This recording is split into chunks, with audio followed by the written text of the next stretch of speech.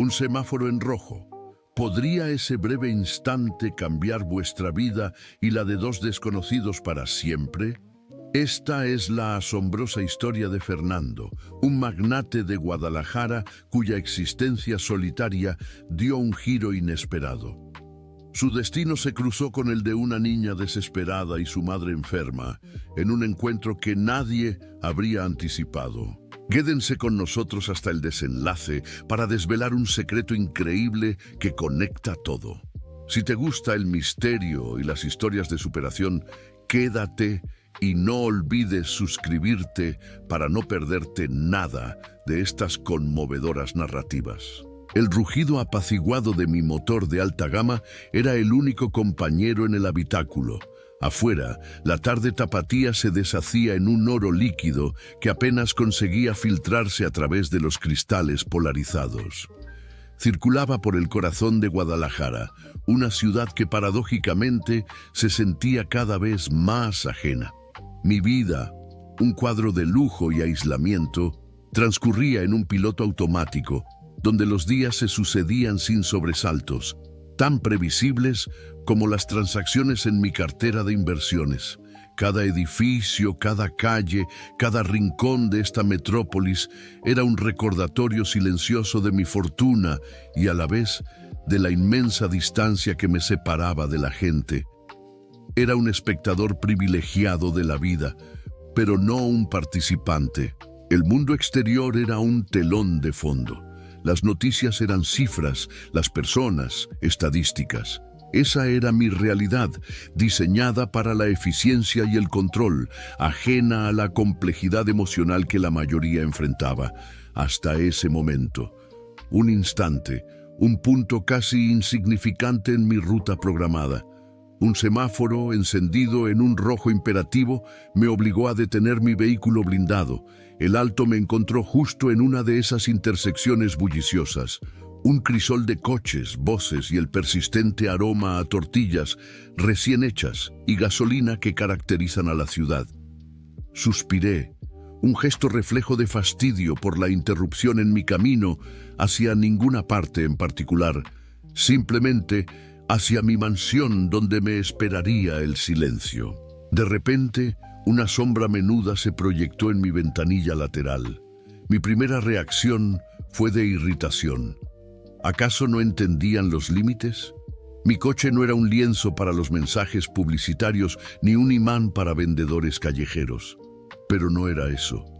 Era una figura pequeña, casi infantil, que apenas alcanzaba la altura del cristal. Levanté la vista con desgana y mis ojos, acostumbrados a escanear documentos financieros y pantallas de ordenador, se encontraron con un par de esferas marrones, anchas, de una tristeza tan profunda que me sobresaltó. Era una niña. No debía tener más de 6 o 7 años. Su cabello, revuelto y oscuro, enmarcaba un rostro pálido y surcado por lágrimas frescas que se deslizaban por sus mejillas empolvadas. Su ropa, aunque limpia, denotaba el uso implacable de la precariedad. Era un contraste tan brutal con el interior de mi vehículo, con la piel suave de mis asientos de cuero y el brillo inmaculado de mi tablero de caoba, que por un segundo me sentí expuesto, como si una grieta se hubiese abierto en mi coraza. Sus pequeños nudillos, delgados y huesudos, golpearon suavemente el vidrio blindado. Toc, toc, toc. 3 golpes, casi un susurro. Pero en el silencio hermético de mi coche resonaron como el tambor de una emergencia. Mi mano, que estaba a punto de activar el cierre centralizado de nuevo, se detuvo en el aire. ¿Qué clase de instinto fue ese? Normalmente, habría ignorado la situación, habría desviado la mirada, o en el peor de los casos, habría activado el intercomunicador para que mi seguridad se ocupara. Pero esta vez fue diferente. Algo en la desesperación patente de sus ojos me congeló. No era una petición trivial, no era una venta ambulante. Era una llamada, pura y sin filtros. Volvió a golpear, esta vez con un poco más de fuerza, y entonces, con una valentía que me desarmó por completo, sus pequeños labios se movieron, aunque el sonido era inaudible a través del cristal. Llevé la mano al botón de la ventanilla. Fue un movimiento casi inconsciente, una reacción que no había anticipado y que no pude detener. El vidrio descendió lentamente, un silbido apenas perceptible que abrió una brecha entre dos mundos. El aire caliente de la calle, saturado de ruidos y olores, se coló en el habitáculo. Y entonces escuché su voz, una vocecita aguda quebrada por el llanto y la urgencia. «Señor», dijo, y su voz temblaba como una hoja al viento. «Mi mamá está enferma, muy enferma. ¿Puede ayudarme, por favor?» La palabra ayuda era una palabra que a menudo escuchaba en juntas directivas, en propuestas de inversión, pero rara vez en su forma más elemental, más desesperada. Mi mente, siempre calculadora, intentó analizar la situación. ¿Una trampa? ¿Un engaño? Mi experiencia me decía que era lo más probable. En este mundo, la ingenuidad era un lujo que pocos podían permitirse, y yo, Fernando Montalvo, había pagado un precio muy alto por dejarme llevar por ella en el pasado. Pero esta niña, Talía, como después supe que se llamaba, no transmitía artimaña. Su rostro era un mapa abierto de aflicción. Sus ojos no buscaban la lástima, sino una tabla de salvación. Había algo en su mirada que evadió mi armadura de cinismo, algo que me perforó directamente el pecho, llegando a un lugar que creía sellado para siempre. ¿Era la pureza de su pena? ¿O quizás el eco distante de un dolor olvidado, sepultado bajo capas de riqueza y aislamiento? Un impulso. No, no era solo un impulso. Era una sacudida, un estremecimiento interno que se agitaba en las profundidades de mi ser. Un sentimiento tan inusual, tan fuera de lugar en mi existencia meticulosamente ordenada, que me desconcertó. Era como si una compuerta invisible se hubiera abierto, permitiendo que una marea de empatía, largamente reprimida, comenzara a fluir. Era incómodo, casi doloroso. La niña, al ver que no me apartaba, tomó un aliento tembloroso y agregó con una urgencia que me oprimió el alma: «No ha comido en días, señor, y tiene mucha fiebre. No sé qué hacer». Mi cerebro, por primera vez en años, no funcionaba con lógica ni estrategias. No había un retorno de inversión en esto, no había un beneficio tangible, solo había una niña con el corazón roto pidiendo auxilio. Y yo, un hombre con medios ilimitados, un acaudalado potentado que podría solucionar la mayoría de los problemas con una llamada telefónica, me sentía totalmente desamparado frente a su sencilla y cruda realidad. El semáforo, como si se burlara de mi indecisión, cambió a verde. Una bocina impaciente sonó detrás de mí, y otra, y otra. Los automovilistas, invisibles para mí en ese momento, esperaban que avanzara. El mundo me empujaba a seguir mi camino, a ignorar, a olvidar este fugaz encuentro. Era lo que siempre hacía, era lo esperado. Pero esa voz, esa imagen, no se apartaba. «¿Dónde está tu mamá?», le pregunté. Mi propia voz sonó más ronca de lo que recordaba, como si no la hubiera usado en mucho tiempo para algo genuino. Talía señaló con su pequeño dedo hacia una calle lateral, estrecha y menos transitada, un callejón que yo nunca habría notado, una vía de acceso a un Guadalajara que vivía en las sombras de la opulencia. «Aquí cerquita, señor. Por favor, venga». Ella no se mueve. El instante se hizo eterno. El zumbido de mi coche, el clamor de las bocinas, el murmullo de la ciudad, todo se desdibujó. Solo existía yo, la niña, y esa súplica desesperada. Mi mano, sin pensarlo dos veces, bajó completamente la ventanilla. «Vamos», le dije, «guíame». El alivio que se dibujó en su rostro fue un espectáculo que me desgarró. Fue un relámpago de esperanza tan brillante en medio de su desolación que me dejó sin aliento. Asintió vigorosamente, sus ojos ahora inundados por una mezcla de lágrimas y gratitud. «Sí, señor, muchas gracias», exclamó antes de girarse y echar a correr por la acera como un pequeño faro guiando a un barco perdido. Puse el coche en marcha, no hacia mi mansión, no hacia la rutina, sino siguiendo a esa pequeña figura. Los vehículos detrás de mí, que esperaban mi avance, se encontraron con mi repentina desviación hacia la calle lateral. Escuché más bocinas, incluso algún grito de frustración, pero no me importó. Por primera vez en muchísimo tiempo, no estaba siguiendo un mapa, ni una agenda, ni una expectativa.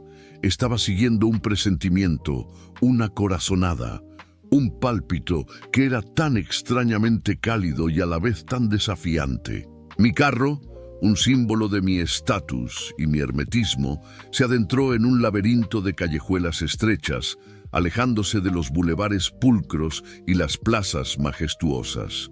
Cada giro, cada metro, me alejaba de mi zona de confort y me adentraba en una realidad que había evitado durante décadas. La imagen de Thalía corriendo delante, mirándome de reojo para asegurarse de que la seguía, se grabó a fuego en mi memoria. Mi mente seguía intentando procesar la anomalía de mi decisión. ¿Qué me había impulsado a hacer esto? ¿Por qué esta vez y no todas las anteriores? No tenía respuestas, solo la ineludible sensación de que, al tomar esa calle secundaria, estaba pisando el umbral de algo trascendental. Mi vida, creía yo, estaba a punto de cambiar de una manera que ni en mis más remotos sueños habría imaginado. Y todo, por un semáforo en rojo. Mi vehículo, un coloso de metal pulido y tecnología puntera, avanzaba ahora por un sendero impensado. La avenida principal, antes un río de luces y ostentación, se había desvanecido detrás de mí, como un sueño lejano. Las calles se hicieron progresivamente más estrechas, sus asfaltos descoloridos y sus aceras desiguales. El aire, que antes olía a gasolina y escape, ahora cargaba con el denso aroma de la humedad, de la tierra mojada y de algo indefinible, una mezcla de humanidad y penuria. Thalía, mi diminuta guía, corría delante con una agilidad sorprendente, volteando la cabeza cada pocos metros para asegurarse de que el extraño coche y su no menos extraño conductor seguían su rastro. Su silueta menuda, enmarcada por la tenue luz de los faroles parpadeantes, era el único faro en este territorio desconocido. Mis sentidos, acostumbrados a la perfección estéril de mis entornos habituales, se vieron agredidos por la crudeza de esta nueva realidad. La chapa de los carros estacionados estaba oxidada, las fachadas de las casas, descoloridas y agrietadas, parecían haberse rendido al paso implacable del tiempo y la desidia. Había ropa tendida en tendederos improvisados, niños jugando en charcos sucios, miradas curiosas y desconfiadas que se posaban en mi coche, un objeto fuera de lugar, una anomalía en su tejido cotidiano. Nunca, en mis 40 y tantos años de vida, me había aventurado tan profundamente en los rincones ocultos de mi propia ciudad. Mi existencia transcurría en un ecosistema de privilegio, donde la pobreza era una estadística lejana, un concepto abstracto relegado a los reportes sociales que rara vez leía. Ahora, esa abstracción se materializaba frente a mis ojos, palpablemente real, ineludible. Cada giro del volante me llevaba más allá de mi burbuja, hacia una verdad que había ignorado deliberadamente durante décadas. El silencio en el coche no era el de mi soledad habitual, sino uno cargado de expectativa, de una premonición que me erizaba la piel. Finalmente, la niña aminoró el paso, señalando con su brazo delgado hacia una apertura entre dos muros desconchados. Era un pasaje aún más angosto, casi un callejón sin salida, donde la luz de los postes apenas penetraba. Mi coche, con su imponente tamaño, no podía ingresar. Tuve que detenerlo resignado, mi mente aún procesando la abrupta transición de mi tarde. «Es aquí, señor». Su voz, más un susurro que una exclamación, brotó de entre las sombras. Se detuvo junto a la pequeña abertura y esperó que la siguiera. Apagué el motor. El silencio resultante fue ensordecedor, roto solo por los lejanos sonidos de la ciudad y el latido acelerado de mi propio corazón. Bajé del vehículo, sintiendo el suelo irregular bajo mis zapatos italianos. El contraste era casi ridículo. Yo, enfundado en un traje de miles de dólares, a punto de adentrarme en un mundo que no figuraba en ningún mapa turístico. Seguí a Thalía. El pasaje era oscuro y estrecho, con basura acumulada en los rincones. El aroma a humedad se hizo más intenso, mezclado con un dejo acre de vejez y abandono. Me sentía como un intruso, un explorador en un planeta alienígena. Mis ojos, acostumbrados a la luminosidad de las pantallas y los salones opulentos, luchaban por adaptarse a la penumbra. Y entonces lo vi. Al final del pasillo, en un pequeño recoveco, había una estructura. No era una casa, no era un local. Era un conjunto de paneles, improvisados, precarios, unidos con lo que parecían ser cuerdas y cintas adhesivas, cartones, plásticos negros, tablas de madera desgastada. Era un refugio de cartón. El impacto fue directo, visceral. Mi cerebro, tan hábil para analizar mercados y prever fluctuaciones económicas, se sintió incapaz de procesar la imagen ante mí. Este era un hogar construido con la desesperación, la inventiva de la necesidad más extrema. Thalía se apresuró hacia la entrada improvisada, una manta raída que servía de puerta. La levantó con sus pequeñas manos, revelando un interior aún más sombrío. «Mamá», musitó, su voz apenas audible. Entré. El aire dentro del precario habitáculo era denso, sofocante, cargado con el hedor de la enfermedad, el encierro y la falta de higiene.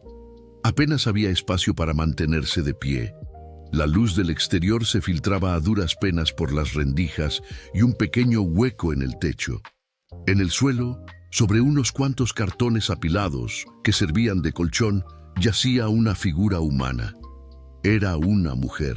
Estaba tendida boca arriba, inmóvil. Su piel, de un color cetrino, parecía casi transparente bajo la escasa luz. Su cabello oscuro, empapado en sudor, se pegaba a su frente. Sus labios estaban resecos y partidos. Unos harapos, más que ropas, cubrían su cuerpo frágil. Sus ojos, antes de que me acercara, estaban cerrados, su respiración superficial y entrecortada. Thalía se arrodilló junto a ella, tomándole la mano. «Mamá», dijo de nuevo, con una urgencia ahora más desesperada. «El Señor vino, nos va a ayudar». Pero la mujer no respondió. No hubo el más mínimo movimiento, el menor parpadeo. Mi primera reacción fue una punzada de pánico helado. Estaba muerta. El pensamiento me atravesó como una cuchilla afilada. Me acerqué, agachándome con dificultad en el espacio confinado. El olor a fiebre y enfermedad era potente. Puse mi mano con cautela sobre su frente. Estaba ardiendo. Era un calor insoportable, una señal inequívoca de una infección grave, de una lucha silenciosa contra un enemigo invisible. La piel se sentía seca, áspera, como papel. Mis dedos, acostumbrados a la suavidad de las sábanas de seda y la piel tersa de mi propia rutina, se encontraron con una realidad desoladora. El corazón me dio un vuelco. No era la sofisticada preocupación por un negocio a punto de fracasar, ni el frío cálculo ante una inversión riesgosa. Era algo más primario, más fundamental. Era la compasión, pura y sin adornos, una emoción que creía haber incinerado y enterrado bajo capas de indiferencia y éxitos materiales.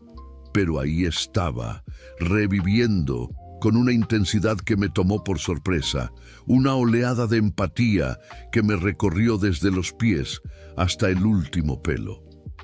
Era el eco de una humanidad largamente silenciada que ahora pugnaba por salir. Talía me miró con sus ojos grandes y llenos de angustia. «Señor, no despierta». Su voz era un hilo, una súplica que me apretaba el pecho. Miré a la mujer, luego a la niña. Un millonario con medios ilimitados, un hombre que podía comprar cualquier cosa, que podía influir en gobiernos y mercados, y en este instante se sentía más vulnerable y útil que nunca. Había desmayada por hambre y por enfermedad. Hambre. Esa palabra resonó en mi cabeza con una resonancia terrible. Hambre. En Guadalajara. En mi Guadalajara. El egoísmo que había sido mi escudo durante tanto tiempo, mi fortaleza inexpugnable, se resquebrajó. De repente, la miseria de esta mujer y la desesperación de su hija eran más importantes que cualquier negocio, cualquier reunión, cualquier cifra en mis cuentas bancarias. No había tiempo para la duda, para el análisis. Solo había una necesidad urgente. Saqué mi teléfono móvil, un dispositivo de última generación que valía más de lo que Talía o su madre verían en años. Con dedos que temblaban ligeramente, marqué el número de mi médico personal, el doctor Morales, un hombre discreto y eficiente, acostumbrado a mis excentricidades y a resolver cualquier problema de salud, no importa cuán complejo fuera. «Morales», dije con una voz que sonó más firme de lo que me sentía, «necesito tu ayuda, urgente. Necesito una ambulancia y un equipo médico en este instante, y que preparen una habitación privada en el hospital, la mejor que tengas». Le di la ubicación, mi voz dictando las coordenadas de ese callejón olvidado con una precisión que nunca había creído posible para mí mismo.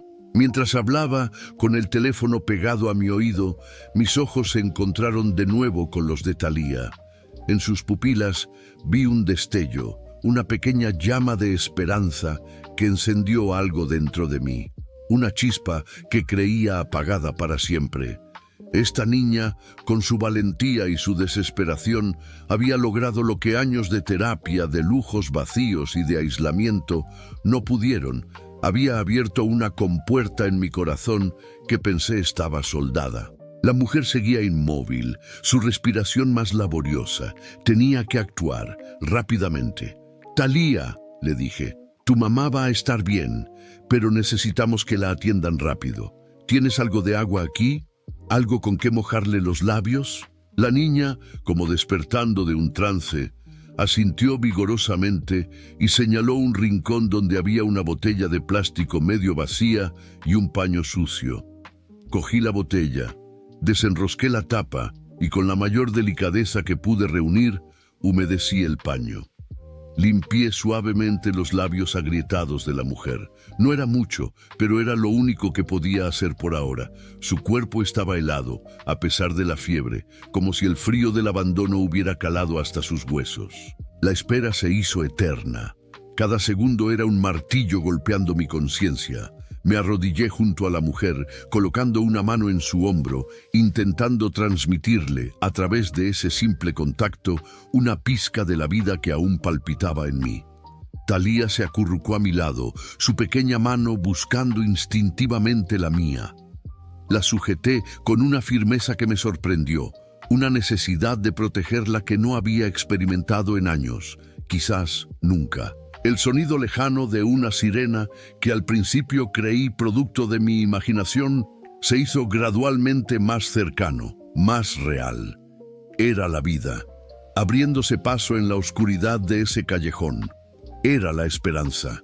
Y yo, Fernando Montalvo, un hombre que se creía dueño de su propio destino, me di cuenta de que mi vida, lejos de estar bajo control, estaba a punto de ser reescrita por dos desconocidos y un simple acto de compasión. Una compasión que, en ese momento, me parecía el regalo más grande y desafiante que jamás había recibido. El sonido de la sirena se acercaba, desgarrando la quietud de la noche como un presagio. Pero para mí, Fernando Montalvo, el tiempo se había detenido. Arrodillado en ese suelo sucio, con el hedor de la enfermedad invadiendo mis fosas nasales, mis manos intentaban transmitir algo de calor a la piel febril de la mujer. Talía, aferrada a mi costado como una pequeña áncora, observaba con sus ojos grandes, confiando en mí de una manera que me desarmaba por completo. Mientras el eco de la ayuda se hacía más nítido, mi mirada, acostumbrada a la frialdad de los números, se posó en los detalles más ínfimos del precario refugio. Una manta raída, una botella de agua y esparcidos por los cartones que servían de lecho, unos pocos objetos.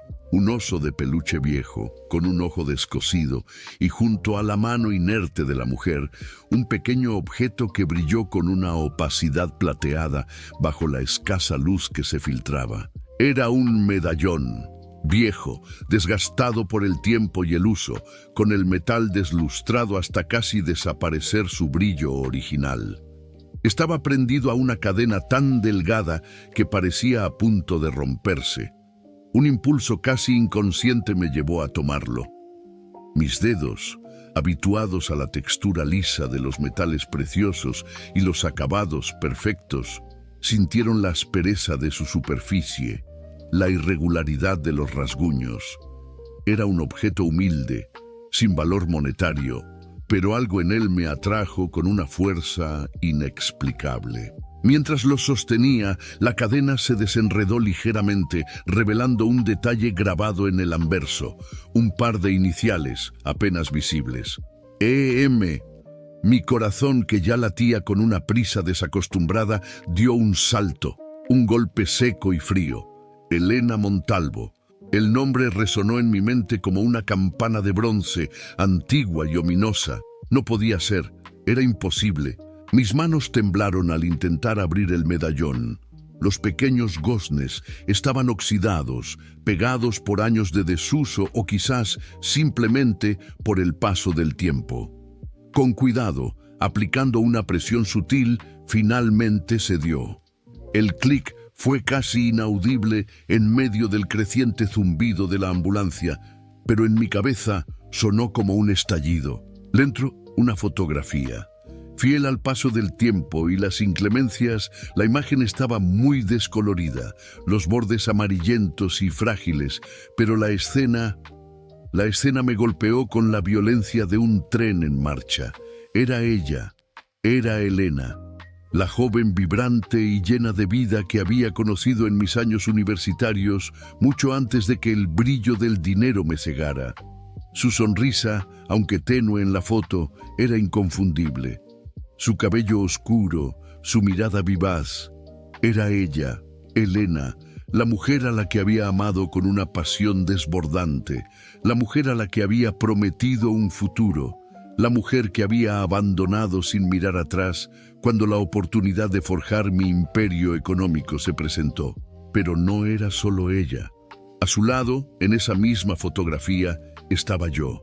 Un yo más joven, con el cabello más largo, una sonrisa genuina, sin la dureza que los años y las transacciones bursátiles habían labrado en mi semblante. Nuestras manos entrelazadas, una imagen de felicidad pura, de promesas no cumplidas. Era una reliquia de un tiempo que había borrado de mi mente con una crueldad metódica, un fragmento de una vida que había negado por completo. El aire se escapó de mis pulmones. Un punzón agudo me atravesó el pecho, no de dolor físico, sino de una agonía existencial. Esta mujer, moribunda en un lecho de cartones, era Elena, mi Elena, la mujer que mi ambición había dejado atrás. Las iniciales, el rostro, la fotografía, todo encajaba con una exactitud macabra, una simetría espantosa entre mi pasado sepultado y este presente desolador. Mis ojos se movieron, de la foto desvaída a la mujer postrada a mi lado. Los rasgos, aunque marcados por el sufrimiento y la desnutrición, eran los mismos. El óvalo de su rostro, la forma de su nariz incluso un pequeño lunar cerca de su sien que yo solía besar. Era inconfundible. La crueldad del destino, o quizás la implacable mano de la justicia, me la ponía de nuevo delante. ¿Pero en qué condiciones?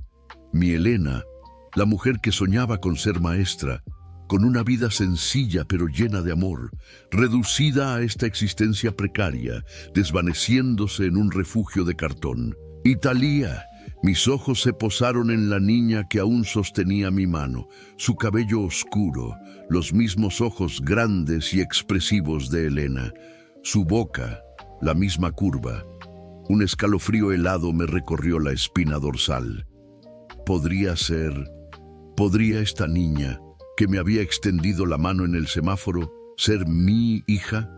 La idea era tan absurda, tan inverosímil y al mismo tiempo tan dolorosamente lógica.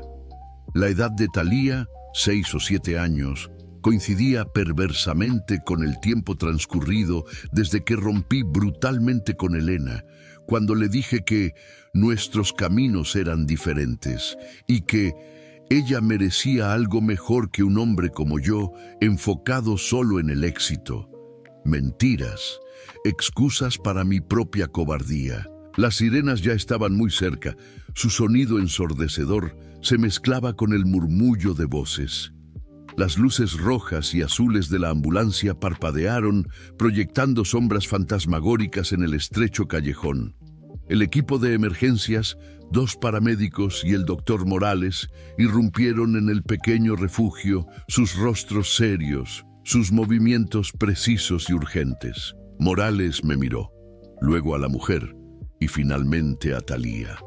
Sus cejas se fruncieron con una pregunta tácita en sus ojos. Yo no pude articular palabra. Mi mente era un torbellino de culpa, remordimiento y un terror gélido.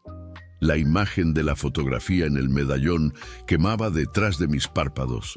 «Fernando, ¿qué ha pasado aquí?» La voz del doctor era profesional, pero con un matiz de preocupación. Apenas pude susurrar, mi voz áspera, casi irreconocible. Es Elena, y creo que la niña es mi hija». Morales, por primera vez, perdió su compostura habitual. Sus ojos se abrieron de asombro, escaneando mi rostro, luego el de Elena, luego el de Thalía, como si intentara encontrar las piezas de este rompecabezas impensable. Pero no hubo tiempo para preguntas. Los paramédicos ya estaban evaluando a Elena, colocando un oxímetro en su dedo, midiendo su pulso, auscultando su pecho. Sus expresiones se endurecieron. Temperatura de 40 grados, pulso débil y rápido, presión arterial muy baja, desnutrición severa y signos de neumonía. Necesitamos estabilizarla y llevarla al hospital inmediatamente, dictó uno de los paramédicos, su voz autoritaria y profesional. Observaba la escena como si fuera un espectador ajeno, mi cuerpo petrificado, mi mente en un limbo entre el presente horroroso y el pasado que se revelaba con tal fuerza. Thalía, sintiendo la agitación, se apretó más a mí, su pequeña mano en mi pantalón, buscando consuelo. «No se preocupe, señor», le dije a la niña, aunque mis propias palabras sonaban huecas y sin convicción. «¿Su mamá va a estar bien?» Los paramédicos movieron a Elena con la mayor delicadeza posible, trasladándola a una camilla portátil. Cada movimiento revelaba la fragilidad de su cuerpo, la palidez extrema de su piel. Thalía, al verla ser levantada, soltó un pequeño gemido de angustia. «¡Mamá!». Su voz se quebró. «Va a estar bien, mi amor», dije, tratando de sonar más convincente. Me puse de pie, sintiendo el crujido de mis rodillas y la pesadez de mi alma. Mis ojos, llenos de un dolor que creía haber olvidado, no se apartaban de Elena. Ella era el espejo de mi propia deserción, la prueba viviente de las vidas que mi ambición había destrozado. Morales se acercó, su rostro ahora una mezcla de conmoción y compasión. «Fernando, necesito que te calmes. Ella necesita atención urgente. ¿Vienes con nosotros? Asentí, sin poder quitar los ojos de Elena. La camilla fue sacada del refugio, arrastrándose por el estrecho pasaje hacia la entrada donde esperaba la ambulancia. El medallón seguía apretado en mi mano, su frío metal contrastando con el calor de mi palma, un recordatorio tácito de mi traición. Talía me tomó de la mano de nuevo, su pequeña figura temblorosa a mi lado. Señor, ¿podemos ir con ella? Miré a la niña, a sus ojos llenos de miedo y esperanza. Mis propios ojos, nublados por las lágrimas no derramadas, se encontraron con los suyos. Eran los ojos de Elena. Eran, posiblemente, también los míos. El peso de esa posibilidad me aplastó. Sí, Talía, le respondí, mi voz aún rasposa. Vamos a ir con ella, y no la dejaremos sola, nunca más. El trayecto en la ambulancia fue una pesadilla silenciosa. El espacio era claustrofóbico, el aire pesado con la mezcla de desinfectante y el aroma enfermizo de Elena. Talía se sentó a mi lado, aferrada a mí, su cabeza recostada en mi hombro. Mi mirada, fija en el rostro demacrado de Elena, luchaba por reconciliar la imagen de la mujer moribunda con la joven risueña de la fotografía que todavía apretaba en mi puño. El mundo, mi mundo perfectamente estructurado, se había desmoronado en cuestión de minutos. Los cimientos de mi existencia, basados en el control y el aislamiento, se habían resquebrajado de forma irreparable. La compasión que había despertado en mí al ver a Talía en el semáforo ahora se transformaba en una avalancha de culpa, de arrepentimiento. Este encuentro no era casualidad, era el destino, una fuerza ineludible que me traía de vuelta a mi pasado, un pasado que había enterrado bajo capas de opulencia y desinterés. La vida de Elena, de Talía y la mía estaban ahora entrelazadas por un hilo invisible, pero de una resistencia inquebrantable. Un secreto increíble había salido a la luz, revelando una conexión que no solo cambiaría el sentido de todo lo que había vivido, sino que me obligaría a enfrentar el vacío más profundo y doloroso de mi propia existencia. La redención, pensé, no sería un camino fácil, pero por primera vez en décadas sentí que había algo por lo que valía la pena lucha. Un futuro incierto, sí, pero ya no solitario. La noche en el hospital se estiró hasta volverse infinita. Un lienzo oscuro, pintado con el murmullo de máquinas y el tenue brillo de las luces de emergencia. El doctor Morales, con la profesionalidad que siempre lo caracterizaba, se mantuvo a mi lado. Sus palabras un bálsamo de información médica que apenas lograba penetrar la densa nube de mi culpa. Elena había sido ingresada de urgencia. Su estado, crítico. Neumonía severa, desnutrición extrema y un cuadro febril que apenas cedía. La vida se le escapaba y con cada latido de mi propio corazón sentía el peso de mi traición, la frialdad de mi ambición que había permitido que su existencia se desdibujara en la miseria. Talía, agotada por la angustia y el miedo, se quedó dormida en un sillón, su pequeña mano aún aferrada a mi índice, un ancla frágil en mi propia tormenta. Yo no pude dormir. Mis ojos, antes acostumbrados a supervisar gráficos financieros en pantallas luminosas, ahora estaban fijos en la puerta de la unidad de cuidados intensivos, esperando una señal, un milagro. El medallón, ese objeto oxidado que había desenterrado mi pasado, seguía apretado en mi puño. El frío metal, una constante punzada de remordimiento. La fotografía descolorida de Elena y mía, jóvenes, despreocupados, se había impreso a fuego en mi mente. Era un antes y después, un recordatorio cruel de lo que había perdido y de lo que mi egoísmo había destruido. Los días siguientes fueron un purgatorio personal. No me moví del hospital. Delegué mis responsabilidades con llamadas breves y órdenes secas. Mi imperio financiero funcionando en piloto automático, mientras yo me enfrentaba a una realidad mucho más compleja que cualquier fusión o adquisición.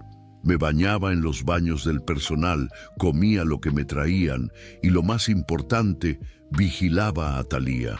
Esa niña, con su inocencia desarmante, se había convertido en el centro de mi universo. Observaba cómo jugaba en la sala de espera con un viejo cuaderno y unos crayones que le había comprado, dibujando casas de colores y figuras de familias tomadas de la mano. Cada trazo, cada sonrisa fugaz que me dedicaba, era un aguijón y una promesa. El doctor Morales me confirmó mis sospechas sobre Thalía. Después de unas pruebas discretas, me miró con una expresión indescifrable, una mezcla de pesar y una extraña comprensión. Los análisis genéticos preliminares, Fernando, sugieren una alta probabilidad. Thalía es tu hija. La noticia, que debería haberme derrumbado, en realidad me ancló. Era una verdad dolorosa, sí, pero también una verdad liberadora. No era solo el pasado de Elena lo que se había revelado. Era el mío, entrelazado con una pequeña vida que por mi ausencia había crecido en la penumbra. Con esa certeza, mi compromiso se hizo inquebrantable. No era solo compasión, era deber, era amor. Amor que no sabía que era capaz de sentir de nuevo. Amor por esa niña que era una extensión de mí mismo y de la mujer que, en mis años más moldeables, había significado todo. Finalmente, tras una semana que se sintió como una eternidad, Elena mostró signos de mejoría. La fiebre cedió, su respiración se hizo más regular, su piel recuperó un atisbo de color. El día en que el doctor Morales me anunció que podían trasladarla a una habitación normal, fue como si el sol, largamente ausente, volviera a brillar. Thalía y yo estuvimos allí cuando la movieron. La niña no soltaba mi mano, y yo, por primera vez, no sentía la necesidad de soltar la suya. El despertar de Elena fue lento, confuso. Sus ojos, cuando por fin se abrieron, eran una pálida sombra de la vivacidad que recordaba. Miró a Thalía, que se aferró a su mano con un sollozo ahogado de alivio, y luego su mirada se posó en mí. En ese instante, su rostro, demacrado y frágil, no pudo ocultar la mezcla de sorpresa, incredulidad y una punzada de dolor. ¿Cómo había llegado yo allí? ¿Por qué? Me arrodillé junto a su cama, sintiendo la garganta seca. Elena.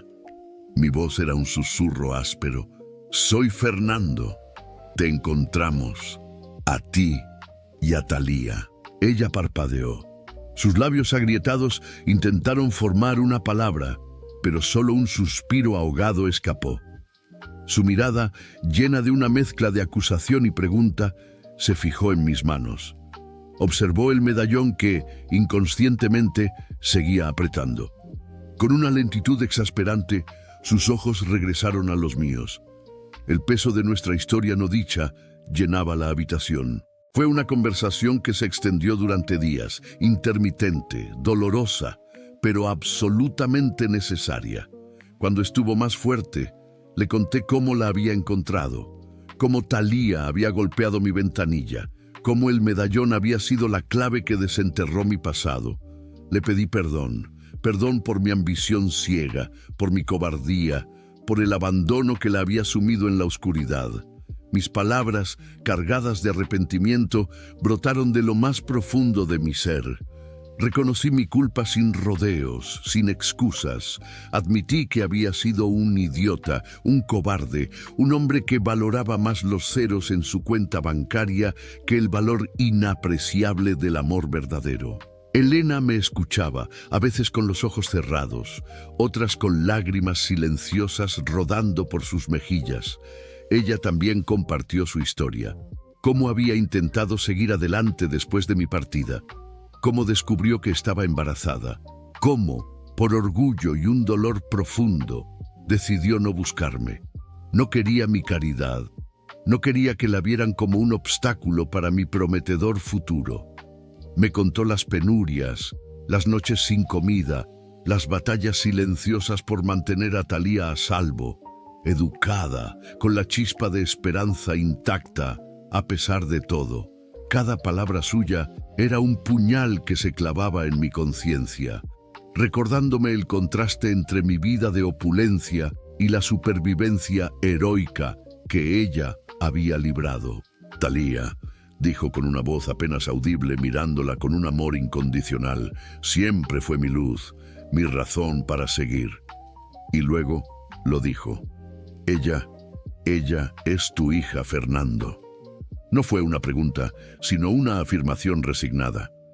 El alivio que sentí, a pesar del dolor, fue inmenso.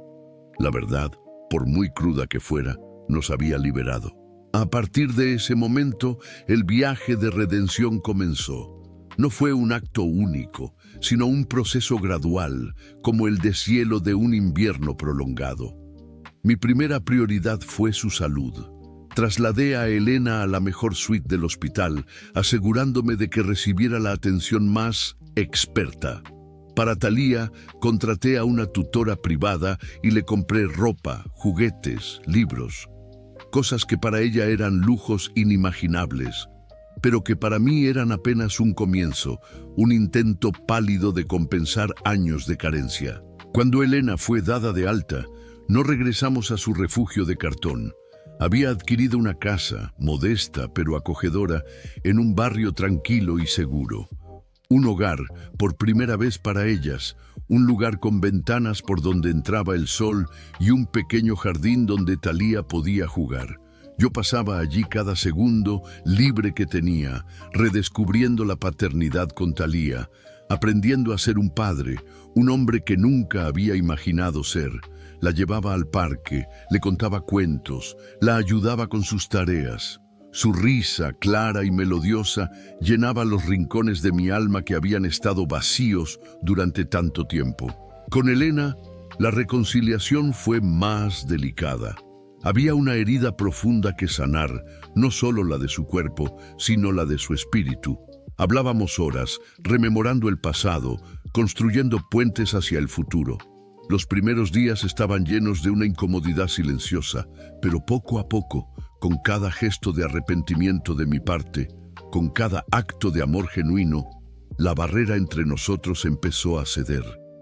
Sus ojos, antes llenos de dolor, comenzaron a mirarme con una mezcla de cautela y una chispa de ese amor antiguo. Un día, mientras Talía dormía plácidamente en su nueva cama, Elena y yo estábamos sentados en el pequeño patio trasero, bajo el cielo estrellado de Guadalajara. Ella tomó mi mano, su tacto suave y cálido. «Fernando», susurró, «no creí que esto fuera posible. Pensé que el pasado nos había condenado para siempre». Le devolví el apretón. «Nos dio una segunda oportunidad, Elena. No la desaprovecharé esta vez». Y así, la nueva familia comenzó a forjarse, no de la noche a la mañana, sino con la paciencia de un artesano que reconstruye una pieza rota. Había risas, sí, pero también momentos de tensión, de miedos persistentes. Pero cada obstáculo era una oportunidad para fortalecer los lazos. Fernando Montalvo, el magnate solitario, había encontrado su verdadera riqueza no en los mercados bursátiles, sino en el brillo de los ojos de su hija, en la calidez del abrazo de la mujer que había perdido y recuperado. Mi vida solitaria, antes un desfile de lujos y ausencias, se llenó de un propósito vital, de una alegría genuina. El semáforo en rojo no había sido una interrupción, sino una invitación. Una invitación a un mundo que me había negado, a un amor que había creído imposible, a una redención que me transformó por completo. La mansión, mi castillo de cristal, ahora solo era un lugar al que ir a veces. Mi verdadero hogar estaba con Elena y Talía, en esa casa modesta, llena de amor, de risas y de la promesa de un amanecer que ya no tenía sombras, sino la luz resplandeciente de la esperanza. Esta segunda oportunidad no era solo para ellos, era para mí. para sanar mis propias heridas, para redescubrir la humanidad que había sacrificado en el altar de la ambición. Y al extender mi mano a otros, descubrí que aquello que más necesitaba para llenar mi propio vacío era la conexión, el propósito y el amor que solo una familia verdadera puede ofrecer. Había regresado al punto de partida, pero esta vez no estaba solo. Estaba en casa. Mi vida, antes un espejo de soledad y lujos vacíos, se llenó de un propósito vital. Un simple semáforo fue la puerta a un amor, una familia y una redención que jamás imaginé. Esta historia es mi prueba de que los actos de compasión más pequeños pueden desencadenar las transformaciones más grandiosas. Extendiendo la mano, hallé el camino a casa. ¿Qué te pareció este increíble giro del destino? Déjanos tus comentarios abajo y comparte esta narrativa para que muchos descubran el poder de las segundas oportunidades.